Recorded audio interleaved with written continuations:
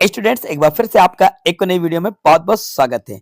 तो फाइनली आज की इस वीडियो में आपके लिए लेकर आया हूं हमारी क्लास 12th इंग्लिश के प्री बोर्ड एग्जाम के क्वेश्चन पेपर का सॉल्यूशन। तो वीडियो के स्टार्ट से लेकर एंड तक जरूर देखिएगा, क्योंकि स्टूडेंट्स ये ओरिजिनल पेपर है जो कि आज की डेट में हो चुका है।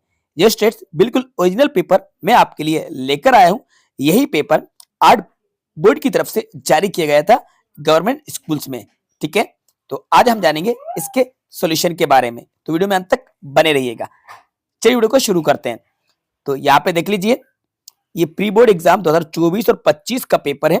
क्लास 12 सब्जेक्ट हमारा इंग्लिश का है, जो कि आज की डेट में यानी कि 24 जनवरी को हो चुका है। 80 नंबर का पेपर आया था।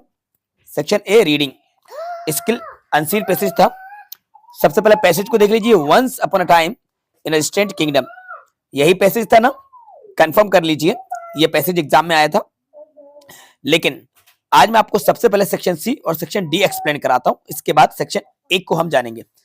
तो हम लेके चलते हैं आपको सेक्शन सी की तरफ। ठीक है, देखो यहाँ पे पहले तो मैं आपको बी के कुछ क्वेश्चंस बता दूं जो एग्जाम में आए थे, जो मैंने पहले भी बताए थे कि इंपॉर्टेंट क्वेश्चन है।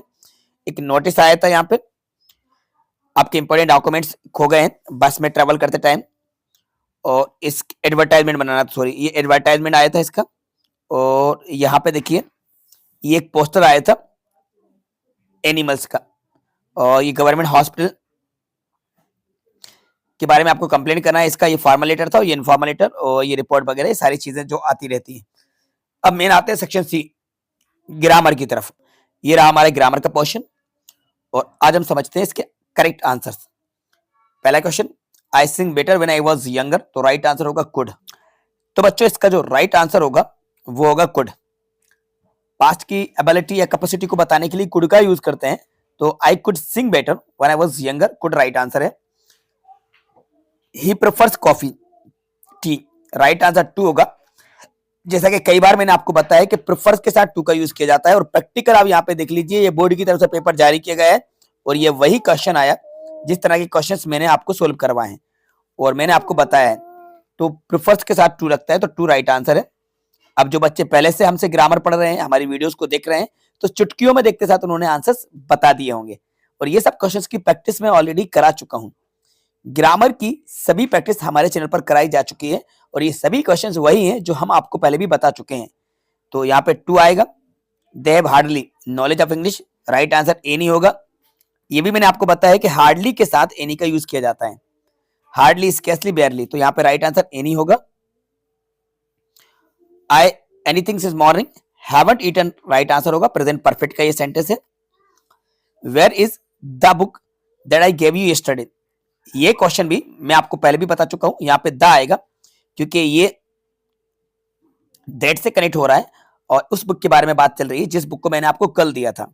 ठीक है, तो where is the book that I gave you yesterday, तो दैट से ये सेंटेंस कनेक्ट है, तो राइट आंसर यहाँ पे द आएगा। ही वर्क हार्ड, ही फेल्ड, दो राइट आंसर होगा, दो। हालांकि उसने कठिन परिश्रम किया फिर भी वो फेल हो गया। अब मैं टिक कर देता हूं, इसका स्क्रीनशॉट ले लीजिएगा। ठीक है, यहाँ पे कुड था, यहाँ टू था, यहाँ एनी था, यहाँ हैवंट था, यहाँ द, और ये दो। ठीक है, ये हमारे फिलअप्स हो गए। अब आते हैं डू इज डायरेक्टेड पे, तो इसके भी आंसर्स जान लेते हैं। पहला question, he did not study well, he failed, दोनों सेंटेंस के बीच में सो लग जाएगा बस। He did not study well so he failed, so लग जाएगा।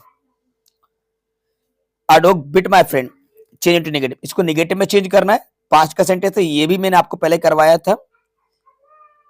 A dog did not bit का हो जाएगा bite my friend,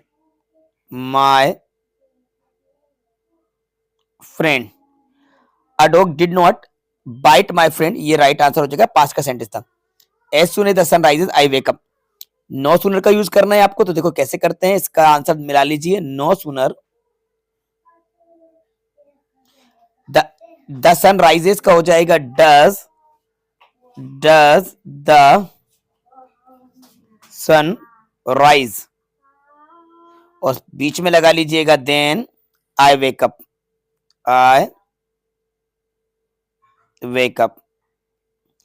no sooner does the sun rise then I wake up. और इसमें मैं आपको गलती बताऊं, नहीं, वैसे तो कोई गलती नहीं है, ठीक है, सही है। No sooner does the sun rise then I wake up, बिल्कुल करेक्ट है, ठीक है, सही सेंटेंस है। This is the school where I teach, आपको बताना है कि ये जो क्लॉज है वेयर आई टीच, ये कौन सा क्लॉज है। तो देखिए द स्कूल है, स्कूल के बाद वेयर लगा हुआ है, तो ये जो है ये हमारा एडजेक्टिव क्लॉज है। कौन सा क्लॉज है? एडजेक्टिव क्लॉज है ये, इसको रिलेटिव क्लॉज भी कहते हैं। द स्कूल यहाँ पे नाउन है और नाउन को क्वालिफाई कर रहा है यहाँ पे वेयर, रिलेटिव प्रोनाउन वेयर, और नाउन या प्रोनाउन को मॉडिफाई करने का काम रिलेटिव प्रोनाउन करता है। तो ये जो वेयर वर्ड यूज हो रहा है द स्कूल के बाद आ रहा है, तो यहाँ पे नाउन क्लॉज होगा, आपको नाउन क्लॉज बताना है। आई am sure of it he will come today, combine the pair of sentences into complex sentence having a noun clause. Noun clause का यूज करके कंबाइन करना है, तो कुछ नहीं करना, ऑफ इट को हटा देना, बीच में लगा देना that. I am sure that he will come today, I am sure that he will come today, ये राइट आंसर हो जाएगा, दैट से कनेक्ट होगा। They were too slow to win the race, so that का use यहाँ पे आ चुका है, मैंने आपको पहले भी बताया, तो सो दैट आता है एग्जाम में। तो कैसे बनेगा देखो, they were so slow that they could not win the race हो जाएगा, क्या हो जाएगा, win the race। could not क्यों लगाया, क्योंकि सेंटेंस पास्ट में था, इसलिए याद रखना, they were so slow that they could not win the race। ये मैंने आपको बता दिए डुएस डायरेक्टेड। अब आ जाते हैं एक्सटेट पे, ये एक्सटेट रहा जो कि आपके फर्स्ट चैप्टर से लिए गए हैं।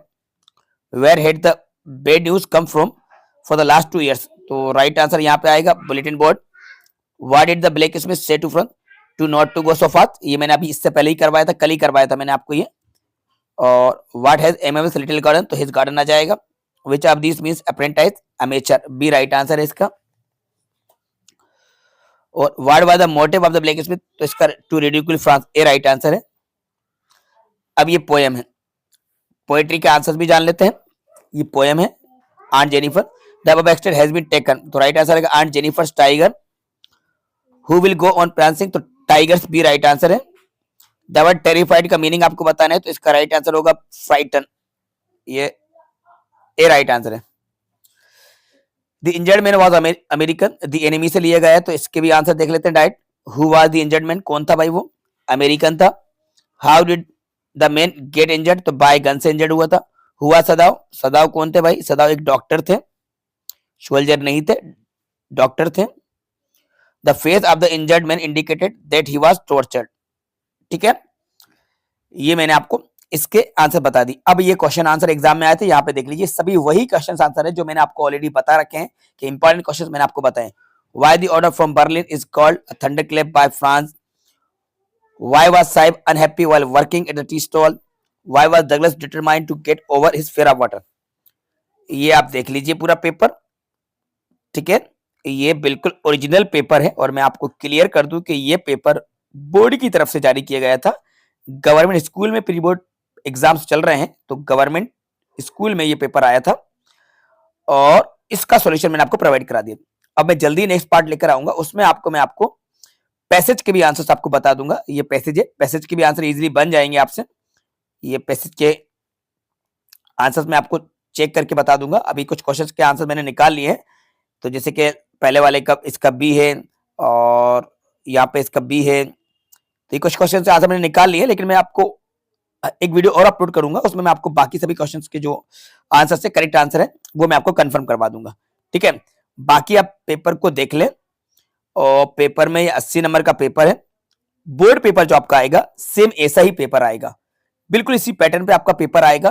प्री बोर्ड का मतलब ही यही होता है कि बोर्ड से पहले आप प्री बोर्ड देकर ये कंफर्म कर ले कि पेपर कैसा आएगा, और अपने फियर को ओवरकम कर लें, एग्जाम फियर को। देखो 10 नंबर का पैसेज आया, बोर्ड एग्जाम में आएगा। इसके बाद यहाँ पे देखिए, ये आपके नोट्स मेकिंग टाइटल आपको बताना है, इस तरह से क्वेश्चन आया। सेक्शन बी में यहाँ पे आप देख लीजिए, एडवर्टाइजमेंट है, इसके ओर में एक पोस्टर आ गया, और इसके बाद फॉर्मल के ओर में इनफॉर्मल लेटर, और फिर आपके ये पैराग्राफ और रिपोर्ट, यहाँ पे देख लीजिए ये रिपोर्ट है एनएसएस कैंप की, और यहाँ पे ये पैराग्राफ है, इसके बाद यहाँ पे ये ग्रामर है, ग्रामर के बाद ये एक्सटेटा है। ठीक है, तो जैसा सैंपल पेपर जारी किया गया था वैसे ये पेपर आया है। तो ये पेपर आपका जो है इसी तरह से बोर्ड पेपर आएगा। तो उम्मीद करते हैं वीडियो आपको पसंद आई होगी, तो वीडियो को लाइक जरूर कीजिएगा और अपने सभी दोस्तों के साथ ज्यादा शेयर कीजिएगा। चैनल पर नए हो तो चैनल को जरूर सब्सक्राइब कर लीजिएगा। Thanks for watching.